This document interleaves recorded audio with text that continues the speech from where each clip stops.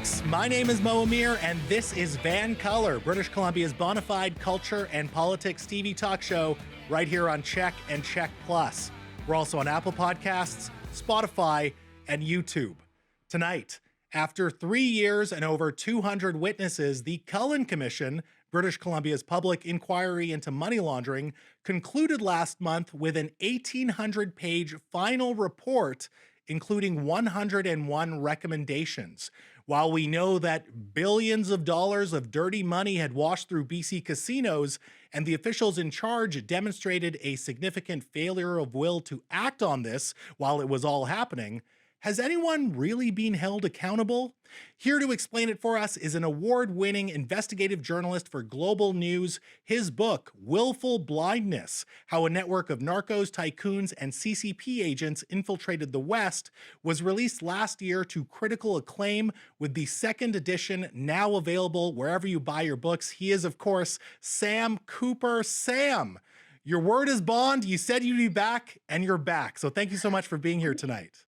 Thanks for having me, Mo. So the Cullen Commission's final report concluded that there was no evidence of corruption, even though the commission demonstrated that an unprecedented amount of dirty money was being laundered through BC casinos and that government officials, gaming executives, and others were well aware of this systemic criminal activity. So immediately I'm scratching my head thinking, well, if they knew crime was occurring on such a massive scale and the people in charge didn't do much about it, how come no one is being held accountable with legal consequences? Can you explain how the Cullen Commission landed on this conclusion that there was no demonstrable corruption? Well, Mo, you're not the only one scratching your head. A lot of people that watch this file closely are thinking the same things. I will say that what Austin Cullen found in his final report is just a stunningly detailed timeline of how this criminal money laundering scheme was noticed around 2007, how regulators, casino investigators, police, for years, as you've indicated, started warning the top levels of BC's government and BC lottery executives, hey, you have to stop. We strongly suspect this is drug cash and it's rising exponentially. So we arrived, Cullen found, in 2014 with a stunning new figure I wasn't aware of, 1.2 billion in large cash transactions. Cullen said most of these were clearly criminally derived, just based on the indicators we've talked about, bags of cash. But yes, how do we reconcile that all these warnings, direct warnings, all this inaction, in fact, let's go to the other side. The BC Lottery Corporation, instead of cracking down, opened the floodgates wider and increased betting limits to $100,000 per hand, specifically for the suspects they knew were involved in these alleged loan shark cash deliveries. And so, yes, how is that not corruption? I've reported, if we dig into the report, BC Lottery Corporation executive, after the executive had been strongly warned about this dirty cash, cracked down on his staff and said, hey, the government has a 40 million revenue increase target from our casinos next year. We're talking around 2013, 2014. Get creative, meet those revenue targets, use our monopoly with government casinos. If you don't, your bonuses are gone. These are literal words in an email, and Justice Cullen said those emails risked giving the perception, he words this very carefully, that the executives would be incentivized to not pay attention to compliance and maybe think a little bit more about revenue. Could that be corruption? I think a lot of people would say the motive for the crime is there.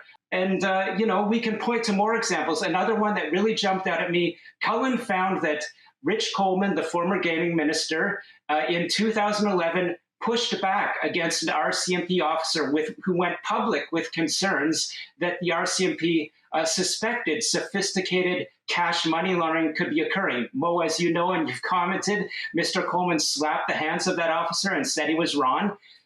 Commissioner Cullen's report says Mr. Coleman had good reason to believe the officer was right, and by saying he was wrong, he really risked misleading British Columbia's public that there was no money laundering problem. So again, is that a form of corruption? Mr. Coleman says he's done nothing wrong, and Commissioner Cullen has verified that. But if you dig into the report, you can find certainly some strong wording about his and the other leaders' actions in BC. Now, you gave the commission's final report a 5 out of 10 on accountability, saying that there was little to no efforts to dig into serious allegations of corruption. Is this what you're talking about in terms of what the commission missed? Well, my strong words would be more pointed at direct and known assertions of corruption made in RCMP investigations. I'll just list maybe 3 or 4. Starting with this, it was deeply known in the RCMP, in BC Lottery Corporation investigators, that government-regulated casino staff were moonlighting. They were working in illegal casinos for organized crime. Mo, I've seen a videotape of a casino pit boss meeting with a notorious loan shark and comparing notes. And what my source, who was inside the casino, said, it suggests that he was working with the loan shark. Police officers, multiple, have told me that high-level triad members had workers in the casinos working for them. So there's one example, very clear, the classic definition of corruption.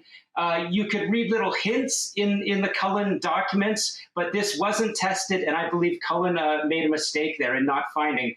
There's another huge one, Mo. I wrote in my book, Willful Blindness, about an RCMP report that said a BC government regulator knew that an Asian organized crime associate from Hong Kong had bought a stake in a in a BC casino. Let's just call it a BC casino. It's not identified.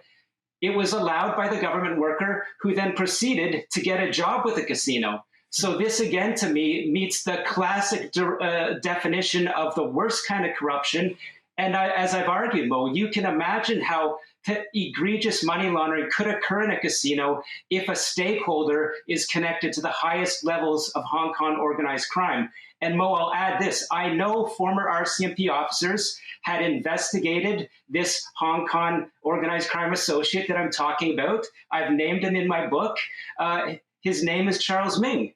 And why were these RCMP officers not brought up in front of Commissioner Cullen and said, we had some real concerns about this fellow that bought a stake in a BC casino?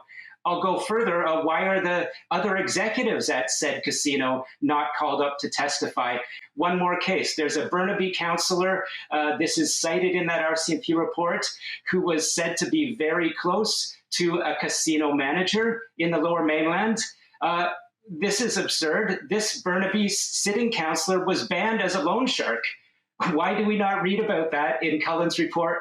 And I'll go further, Mo, just off the record from RCMP sources. This Burnaby councillor was said to be very tight with an elite transnational triad boss. There were trips arranged to Macau. BC politicians were traveling there. Mo, I'm unloading a few scoops on you now, but I just can't believe that this didn't come up in the Cullen Commission because RCMP officers were ready to testify. We've talked over the years, and I said, I think explosive evidence will come out or could come out. And unfortunately, in a lot of cases, it didn't come out. Is it weird that when the vast majority of money laundering is facilitated through banking, including real estate transactions, the Cullen Commission seemed to limit its focus on BC casinos while concurrently saying that money laundering significantly impacts BC's economy, but did not significantly contribute to BC's housing unaffordability? Like, that's weird, right? It is weird. I found their examination of real estate was just very shallow, very limited. We did hear a lot about casinos, and I applaud the commission for just giving us a detailed, deep quantitative dive into how big the cash money laundering problem that we now know as the Vancouver model is. But what they totally missed is that most of the suspected drug traffickers or drug trafficking targets, who were the biggest gamblers in the casino, driving the most revenue into BC coffers, were also real estate developers offshore and in Vancouver. Literally, Mo, the people that I know to be some of the biggest, most aggressive land assemblers and developers in town, a number of them were banned from BC lottery casinos for connections to organized crime. I've written before in my book about an RCMP secret study which said a large-scale developer is a suspected fentanyl importer and exporter. And tracking back, another thing that I've written about deeply in the book, Mo, is how the tycoons in Hong Kong who run Macau casinos and were investigated by the RCMP and international law enforcement for suspected connections both to the Chinese Communist Party and the highest level organized crime were huge developers in the 1980s in Vancouver, buying something to the order of 20% of downtown land. Their developments at the time and their developments continuing, I believe, are deeply connected to the Vancouver model. And the Cullen Commission didn't touch that factor at all. So another data point I've heard from BC developers who should know is 30 cents of every dollar in Greater Vancouver real estate spending can ultimately be tracked to mainland China. And Mo, as you know, I've written about how there are big bars for legitimate capital getting from China to Canada.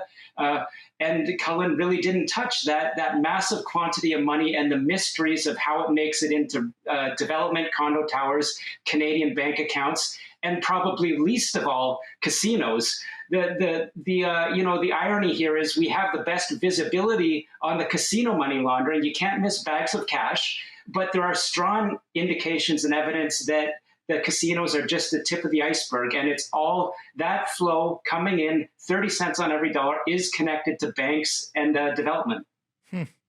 Really quickly, can BC alone effectively address money laundering, or does this require significant political will from the federal government? Well, I don't want to be negative. There are strong findings that do ask for a BC anti-money laundering commissioner that would only be accountable to the BC public, not the legislative body or the government of the day. That's a good step. But to your question, no. I'm sorry, the province cannot handle transnational organized crime networks that are the ones driving this money laundering issue in Vancouver and British Columbia. My sources, Mo, from the RCMP say that it's a shame the commission was really limited to provincial issues when they're dealing with the most powerful transnational gangs. The federal government is already overmatched, but they need to be directly aligned and on board to even start solving BC's problems. Well, hey, Sam, I appreciate your time tonight. You've been one of the key journalists that I've followed on this file, and I have a feeling that we'll be chatting again. So thank you so much. Thanks, Mo. Folks, that was award-winning investigative journalist Sam Cooper.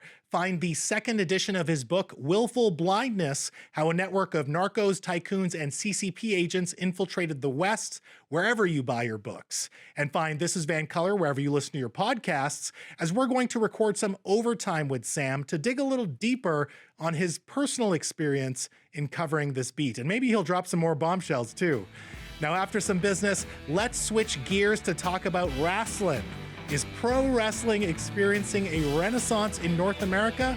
Well, all elite wrestling superstar and one of the best wrestlers on the planet, not to mention the pride of Delta BC, Kyle O'Reilly, is up next. I'm Mo Amir. This is VANCOLOUR.